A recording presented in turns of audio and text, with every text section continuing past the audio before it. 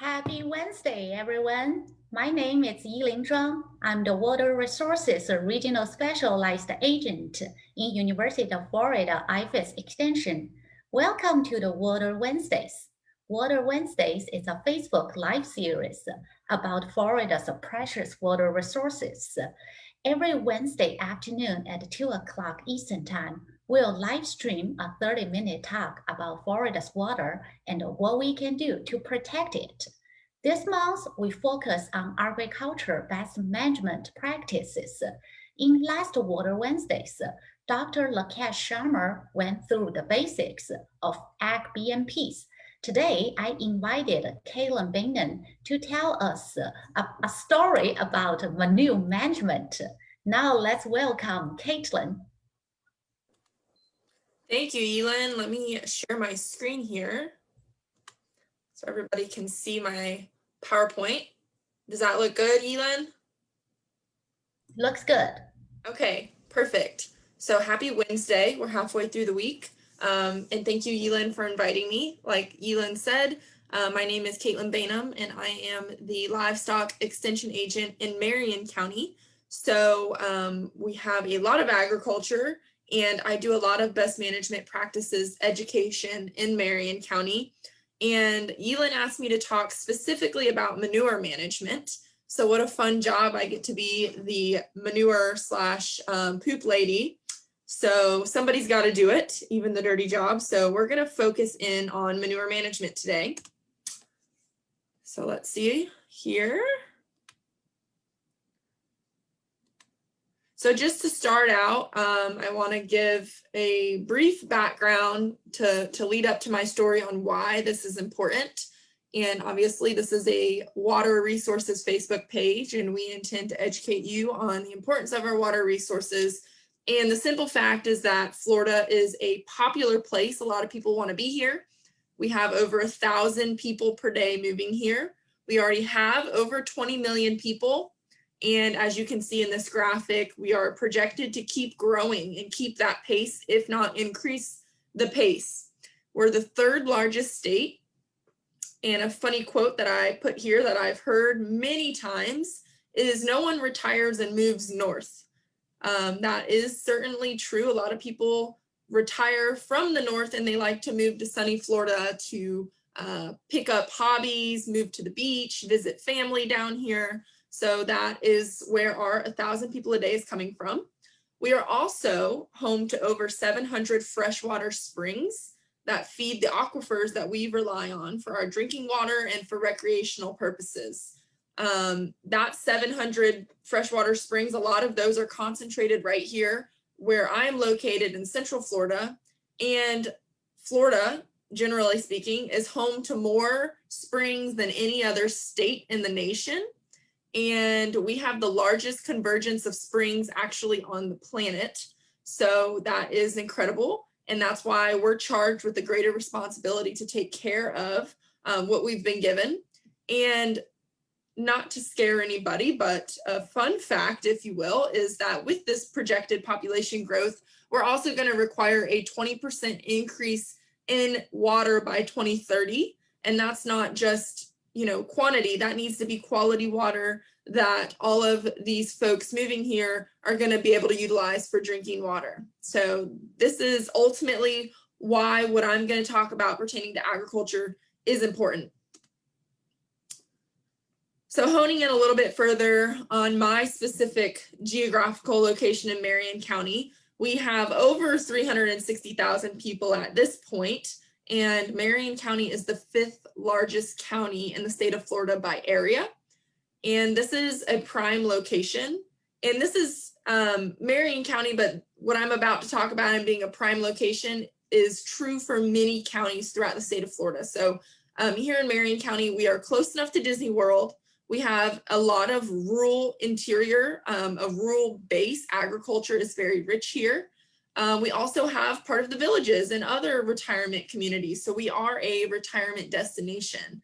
Amongst this, we are horse capital of the world. So there's more horses and ponies right here in Marion County than there is anywhere in the world. So all of these things are working in tandem and all of these livelihoods are having to work together. And so also with that, we have a bunch of springs like we've already talked about, and we have 3 first magnitude springs right here in the county. And a first magnitude spring would be those that discharge water at a rate of at least 100 cubic feet per second. And perhaps you're familiar with Rainbow Springs or Silver Springs. Those are 2 of our most popular as far as recreational uses are concerned. But we also have Silver Glen Springs. So we have 3 of these large first magnitude springs that we're hyper focused on amongst all of the smaller springs and water bodies beyond these 3. So what's the big deal? Starting to connect the picture to farms and agriculture and our practices and our management. The big deal is this idea of eutrophication. And eutrophication is the excessive richness of nutrients in a body of water that's often due to runoff from the land. And the excessive richness of these nutrients, which we're going to talk about, is primarily we're concerned with nitrogen here, but in other areas it's phosphorus. And these nutrients are just that to a certain point, but after that certain point, they become pollutants, and they actually cause a dense growth of plant life and ultimately death of aquatic life due to lack of oxygen. And so obviously that is going to cause water quality decline. So we are really focusing on this term eutrophication, but simply put, that's just that level where these nutrients are now turning into pollutants and our aquatic life is withering. So a little graphic to show how this progresses. Algal blooms, a lot of people are familiar with that term. It hits the media quite often and gets pushed back onto agriculture. And while sometimes we have these events, it's not always the main culprit. So we have these algal blooms. They then in turn reduce the sunlight to a body of water. Sunlight's reduced. Obviously, we have reduced oxygen, and our fish and our other aquatic life requires a certain amount of dissolved oxygen for them to live, to support their life. So now we've reduced their oxygen, so they start to die off. And then we get overall water quality impairment. So this is the general, there is a lot that goes on between each of these steps, but generally speaking, this is that eutrophication process and how it leads to our water quality decline.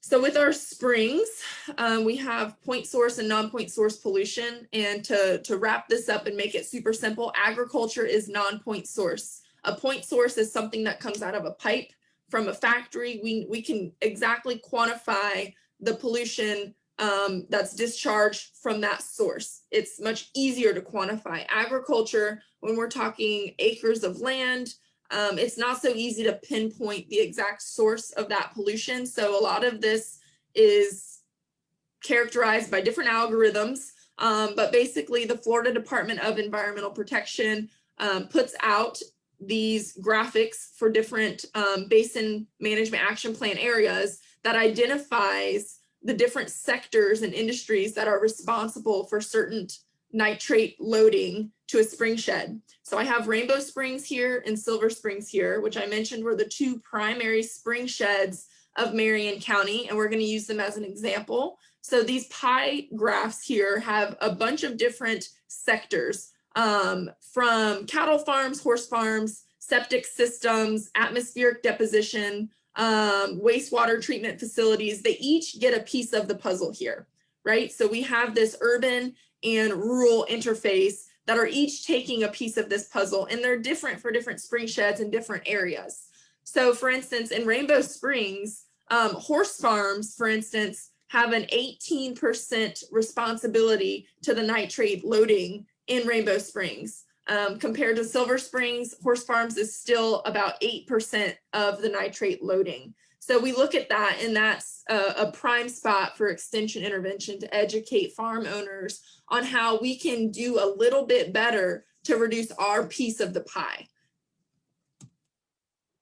So best management practices, I believe Yelin said last week you got a brief intro to what these are, but these are science-based practices proven to help water quality impairment and improve water quality, which obviously we're going to need moving forward with our population increases. So for focusing in on horse farms, that's where this talk is going to go. We have two main categories for best management practices, and I've put them here for you. It's basically pasture management and manure management, and a lot of these work together. So pasture management is things like grazing management, fencing livestock from sensitive areas, fencing them away from ponds, soil testing prior to putting out any soil amendments or fertilizer. And then manure management would be, the overall point would be to control that leaching or that runoff of those nutrients. So we're trying to do our part to minimize that eutrophication process that I talked about just a few slides back, and to overall reduce the waste volume on a singular farm. So now we're going to go into a little bit more detail. We're focusing in on this gray area, which is manure management and the best management practices that go along with managing manure specific to horse farms. And I'm going to talk horse farms, and the question comes up, you know, why don't you talk about cattle farms or other types of livestock enterprises? And mainly because horses are managed different than other livestock. Cattle are not kept in barns here. We don't have that concentration of manure like we do with horses that are managed differently. Horses, you get a 12 by 12 stalls. They stay in them for certain stints of time. They're not just on pasture. So we have waste that we are collecting as part of the overall management of those animals. It's not so much the case with cattle, sheep, or goats, or chickens. So a horse, they are amazing in a lot of aspects, but your average 1,000-pound horse is going to produce nearly 10 tons of manure each year. And I'm a horse person myself, and I think I can speak for most of us in that we don't own just one horse, and we're lucky if we own just two, but it's probably 3, 4. And if you're in Ocala, some of these commercial farms have over 200 horses in peak season. So that's 10 tons of manure for each animal. And that's 2.5 cubic feet per day. Again, this is including manure / the bedding material that might often be included in their stalls. And as part of the management, when we're cleaning those stalls, we're also taking that bedding material. And so about 32 cubic yards per year. And another way to look at this is if you can envision a horse stall in a barn, 10 tons is about a 12 by 12 box stall filled completely to the ceiling with manure. So that's, again, each animal is producing this. And this is often something that horse owners don't think about until down the road when they realize that they have a manure problem, or their neighbor complains about the way that they've been storing their manure. They get a fly problem, it smells. So once they start to realize that it's an annoyance, then they think back and think, how am I going to possibly manage this manure? And so we have a few strategies here in Extension that we try to educate farm owners on when it comes to managing their manure. And one of them is to encourage this education maybe before they get way too many horses on a piece of property, then they can manage 10 tons of manure each year. So basically, manure management options are pretty simple.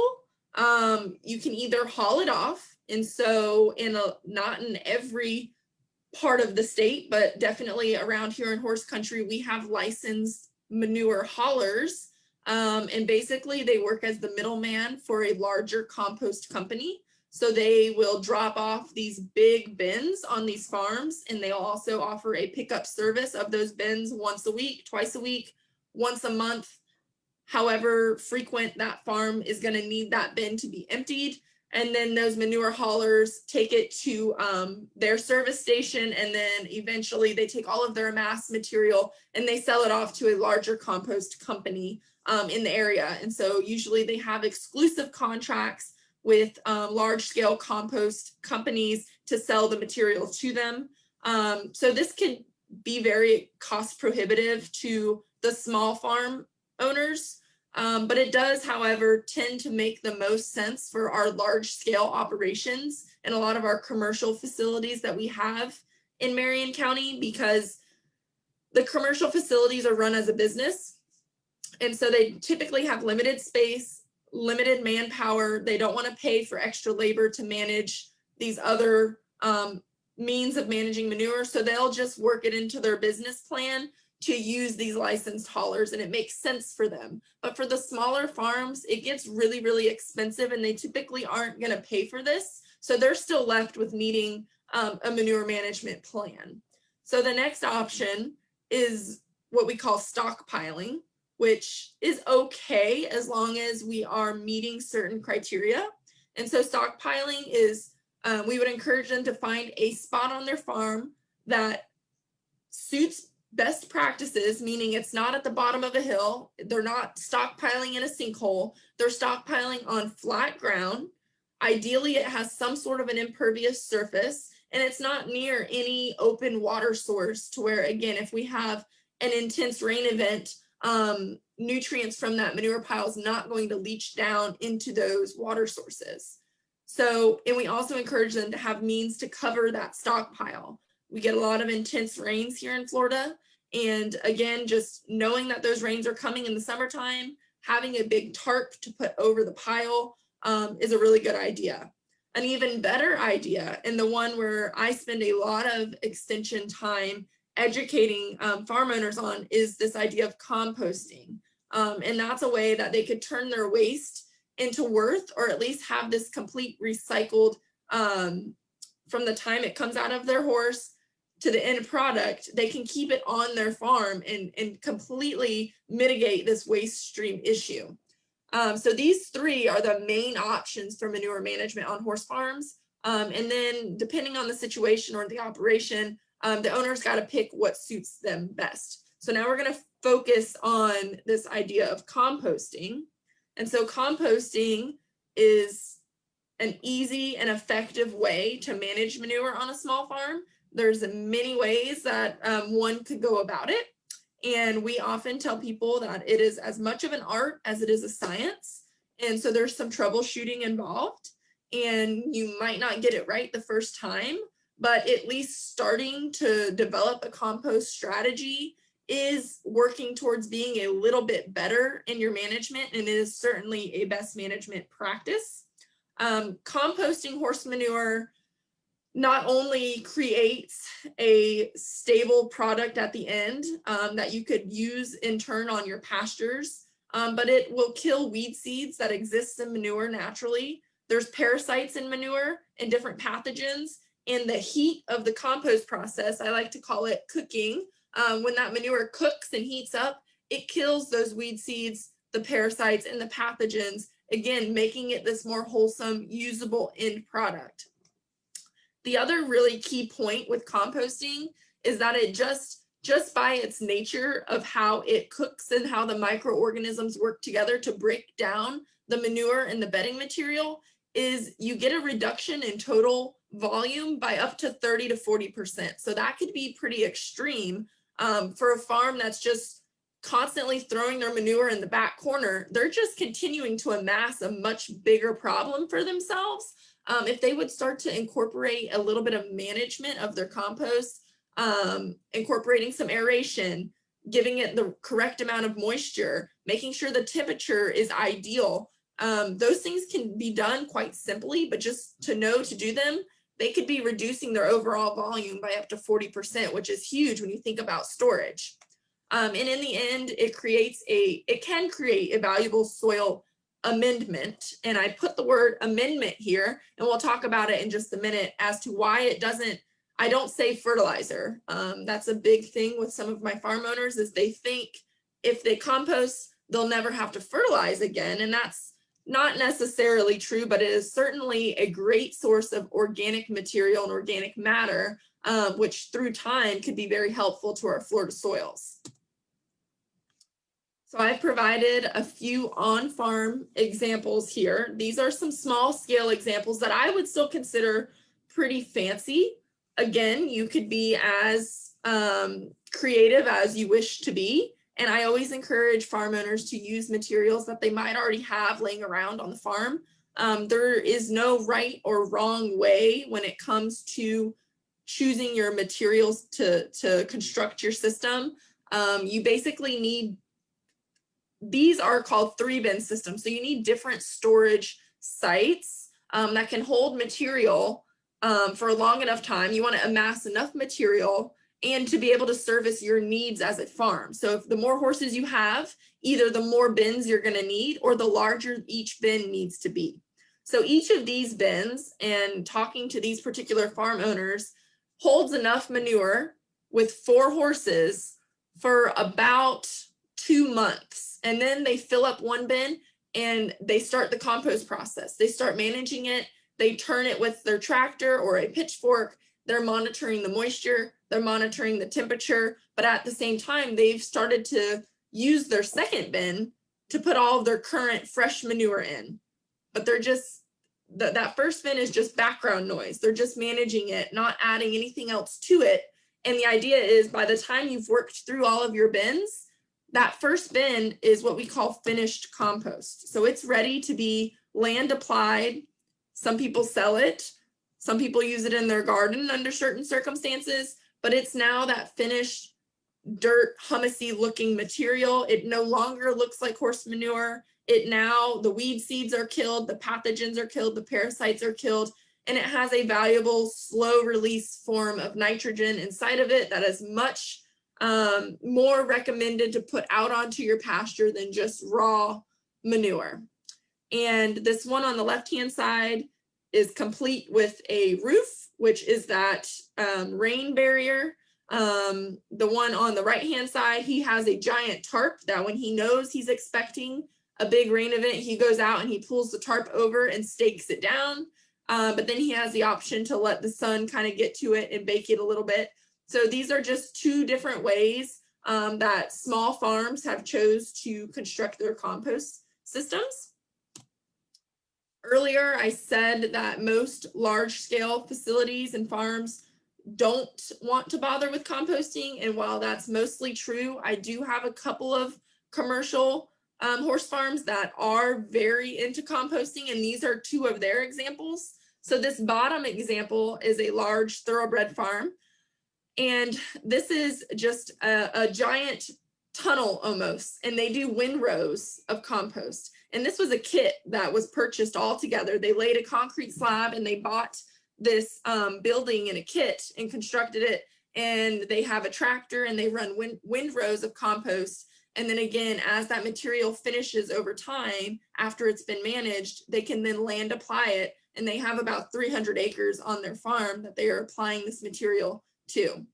This top picture is, again, they do smaller windrows and they're servicing about 150 horses in season. And I'm going to talk a little bit more in detail about this one next. But these are just two ways that they've had to amp up. Obviously, they look different than these smaller systems. These 3-bin systems are nowhere near big enough for 150, 200 horses, but we can amp up the scale and it definitely can work for large systems. So this particular large scale system, like I said, is servicing around 150 horses in peak season. And underneath or on the concrete slab, they built trenches. And so as that manure is amassed onto the concrete slab, the effluent or the liquid component of that manure is collected in these trenches and it's fed back. This bottom picture, it is fed back into a holding tank. And then in this top left-hand picture, you see a sprinkler. And that effluent is then sprinkled back onto the pile to help assist that compost process, to feed those microbes some nitrogen to increase the speed at which they're able to finish their compost. So again, they have chosen to be very technologically advanced when it comes to composting, but they're able to finish their compost in about 65 days, when normally we would recommend that it takes about 120 days to get some finished product. So this works for them. This was a cost share project actually with the water management district up here, and they are extremely happy with it. And again, it mitigates their manure management stress, and they have a valuable product to then land apply on their pastures. So speaking of the end use, I mentioned earlier, it's a pasture amendment. It is not a substitute for commercial fertilizer. It has some slow release nitrogen, and it is a good form of organic matter to add back to the soil. Over time, that organic matter will increase the water holding capacity of the soil, nutrient holding capacity, which are all great things. And it takes a lot of time and a lot of material, but it is not going to replace the typical needs of our pasture systems as a fertilizer. As I mentioned, some people will use it on their home gardens and their yards. They might sell it to some people as a compost for their gardens. I just encourage those buying the compost and also those that intend to sell it to know how they managed the pastures where that manure was originally from. We have certain pasture herbicides that have a certain chemical called aminopyrrolid that is very common in pasture management that will have some residual effect and can be harmful to certain vegetable crops, specifically tomatoes. And so you just need to know the restrictions if you do intend to use this finished product in your garden or for other uses. Most people use it for their own use, and most of them are spreading it back onto their pastures. And again, it completes this waste cycle, keeps everything on farm, reduce costs extremely. Some of these manure hauling companies are, I mean, it's at minimum a $250 a month investment. And so teaching them how to generate a compost system can save them extreme dollars along the year. And it doesn't really need to take intense manpower once you kind of develop your own system and your own way of doing it. So all of this to say, manure management is certainly a part of our industry's agriculture, the entire sector, doing just a little bit better. And we're just trying to raise the overall standard. And I always tell people, when you look at your farm or you look at your management, if you can just do 1% better this year than you did last year, then we're making strides and we're doing really, really well if everybody will commit to that. And so manure management is one of those key aspects to farm management that we can encourage that 1% on an annual basis. And I, as an extension educator, I just try to encourage the easy to manage strategies. If the easiest way that a farm can manage their manure is by just stockpiling it this year, that's all they can handle. That might be their 1% better. And then maybe the next couple of years, I work with them on constructing an actual compost bin system, and we go from there. It doesn't have to be extreme jumps. We just need to do a little bit better than we were. And adopting BMPs, which these manure management strategies are certainly a part of best management practices, are shifting towards mandatory or are mandatory in a lot of basin management action plan areas. So where these targeted water bodies are that we are trying to improve the quality of, it's pretty much mandatory that you are following BMPs and that you are getting enrolled in the state BMP program. And so again, as IFAS, we are just encouraging farm owners and agriculturalists with education. We are not the bad guys. We have no extreme power at all. We are just the education component. And so a lot of times that helps to kind of ease the stress. We can offer that intervention to get these farms on the right track, and then help get them enrolled in the state best management practices program, which ultimately is the goal for all of our industries and ultimately is how we're going to ensure water quality improvement by 2030 to reach our 20% increase goals. So Yelin, I think that's all I have. I don't know if there's any questions or if somebody has a question later, this is my email if they would like to get in touch with me. Thank you, Kaylin. That's very informative. I don't see any questions on the Facebook end, but as I always say, we use Zoom to broadcast our talk. So they are about 10 seconds delay. Probably they're still typing the questions. Sure. We will wait maybe just for 10 seconds while I know it's an interesting topic, so, you know. Right. I was very shocked by how much manure a livestock can produce. Yes. I mean, it breaks down to about 50 pounds per day. So it's quite a lot. And when you think that we're charged with doing something with it, definite need for management. For sure. And I like how you end your presentation. I always say when I end my presentation, people feel very sad. It's like what we can do, but uh, I always say we can all do something. We can all take a little bit steps. So I like how you ended. We just need to do a little bit better than we were. Not that much, Yeah. 1%. We can see a huge change. Yeah, I think a lot of times people get caught up in pointing the fingers at it's the septic tank's fault, it's urban development, and then they point the fingers back at the ag industries, and we're really not getting anything done when we're doing that. So we might as well just take responsibility across the board and just do a little bit better. I agree. I'm still checking my Facebook. I don't see any questions. I think you may scare them away by the amount of manure. I 50, may have, it's quite possible. but you can see Kaylin's number here. If you have any questions, you can just leave on the comment section. I will route it back to Kaylin and to get your questions answered.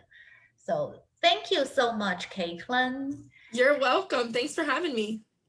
And thank you all for attending this Water Wednesdays, and we'll see you next month. Bye now.